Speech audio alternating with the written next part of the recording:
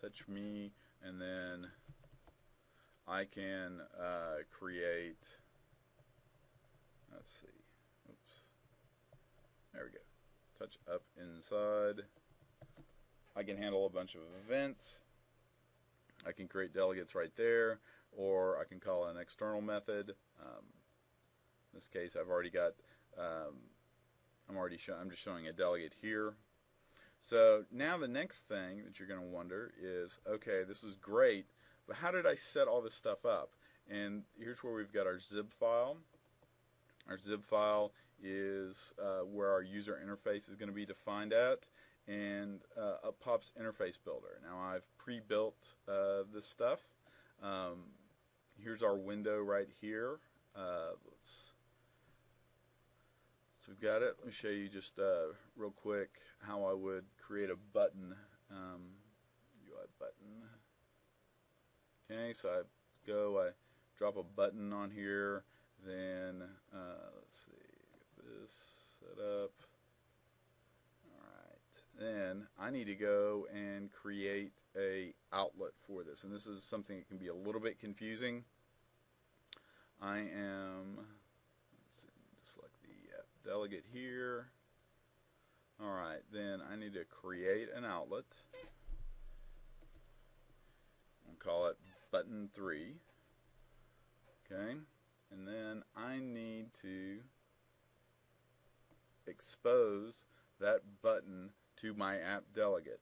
And so by defining the outlet here and then taking the little circly guy, dragging him over here and selecting which button, and I've got him defined, and so I've got a relationship there. I've exposed the button to my app delegate. Let's see, whoops.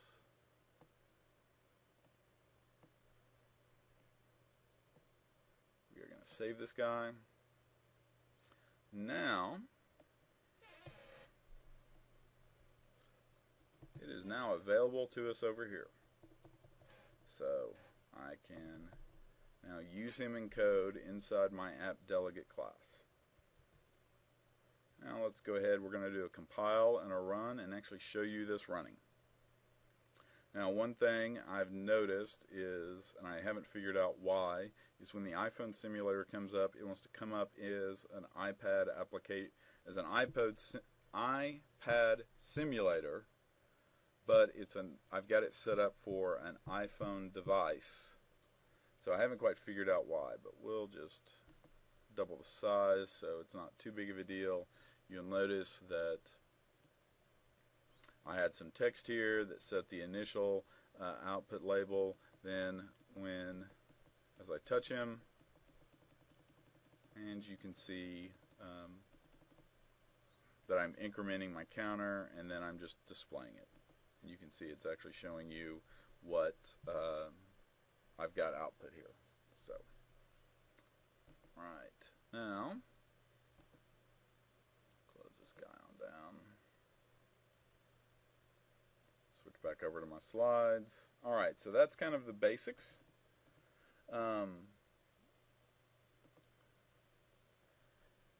Here's a suggestion that Chris and I both completely agree with. MonoTouch it's a great framework to develop in. Unfortunately, all the Apple documentation is going to be in Objective-C. If you go Google for something, you're going to find that most of the examples are going to be in Objective-C. It's actually not that hard to read and understand what's going on.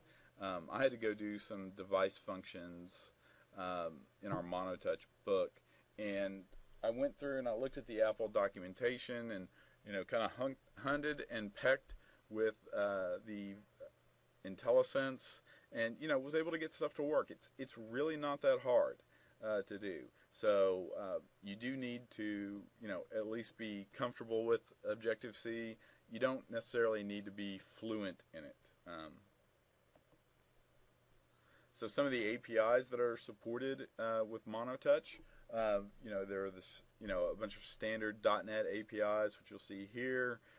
There's a series of MonoTouch APIs that are exposed here, and we're also starting to see some third-party APIs supported. So we're getting more good stuff. As I said, the bindings, pretty much you've got a one-to-one relationship between what's exposed in CocoaTouch and then what's exposed up to MonoTouch. We've got support for strong types. As I mentioned, you can peruse through the IntelliSense and find out what's available in the API. We've got support for garbage collection, which I think is, in today's age, is actually pretty important. I remember, just as a side note, when this idea of garbage collection first came out, and application, there was this idea of, was this a good idea or a bad idea? I didn't really think it was that good of an idea, but I've since changed that view, and I find that I think garbage collection is a plus. So I'm glad to see they've got the full support for it. Now the question becomes, you're compiling your application down into an executable that also includes the MonoTouch runtime. What's that do to the application size? Well, clearly it makes it larger than the same application running under Objective-C. Just don't beat around the bush on that one. However, what is that size? And what I've found is that size continues to decrease.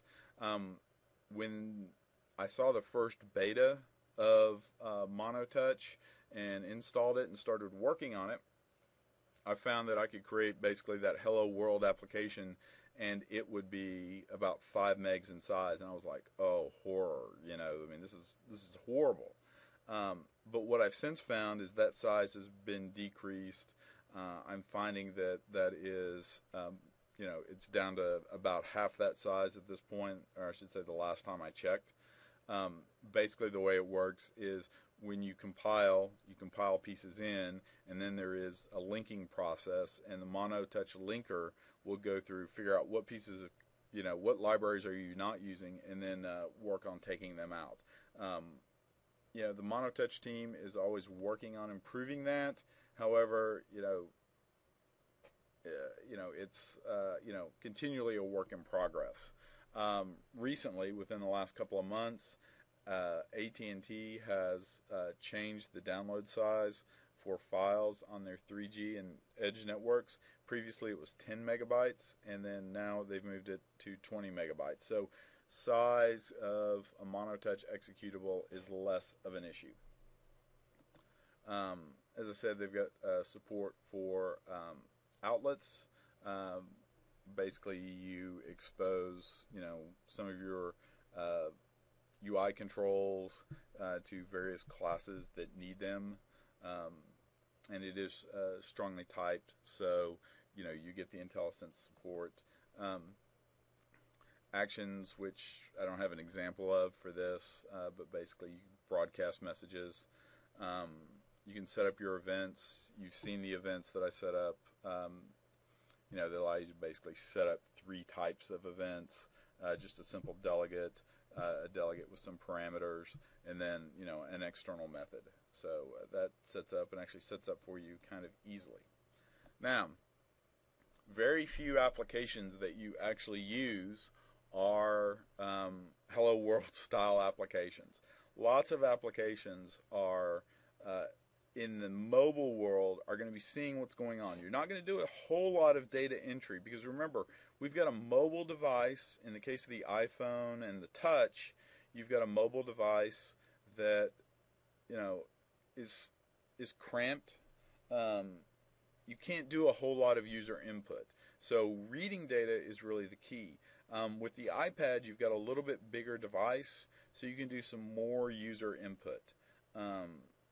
It's still not great. I mean, a virtual keyboard is great for, short, simple answers, but I wouldn't write an English paper with it.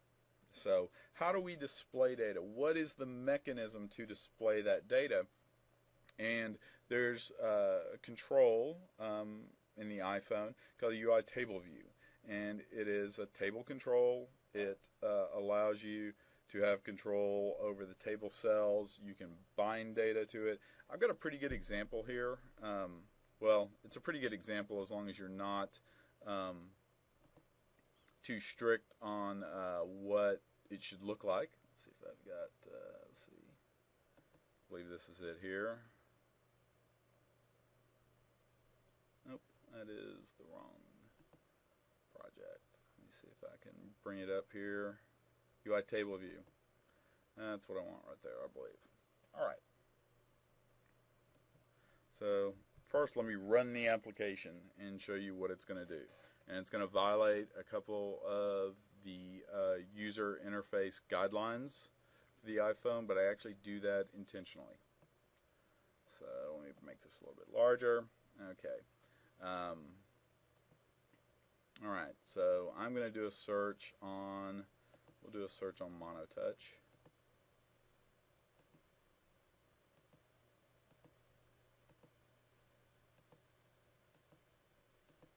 Okay. Now what this is going to do, this is going to go out to the Twitter search API and pull back the last 20 entries for MonoTouch. So let's do a little search. All right, and so we've got a bunch of data that comes back. As you can see, here it is. We can scroll through it. Okay. So you can see we pulled that data back. Now, let's run over here and let's look at the code and see what's going on. So first off, I have my button set up. Okay, very imaginative name called search button. So on the touchdown event, I call my search button touchdown.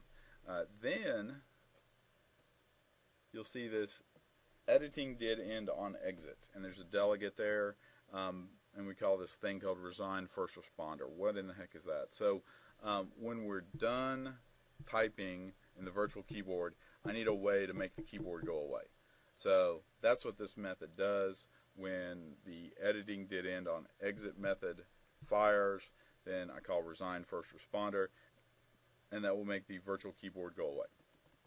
So there was actually a reason to violate the rules there. As I tell my son sometimes you have to know when to break the rules. Now here is the search button touchdown method. This will look fairly similar. There's some reasons for doing some things a little bit different way than a .NET developer would. First off, we'll get our search term.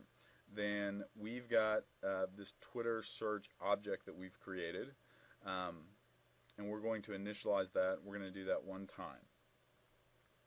Then we're going to call this method I've created called search by term, pass it our search term. Then we take the object that comes back, okay, the object the instance of our Twitter search object, and pass that into our data source, and then we call this reload data. Now, if you are an ASP.NET developer, this looks very similar to saying data source equals blah and bind data, okay? And I think that's a good thing. So now we're going to go over here to Twitter Search CS and take a look at this guy.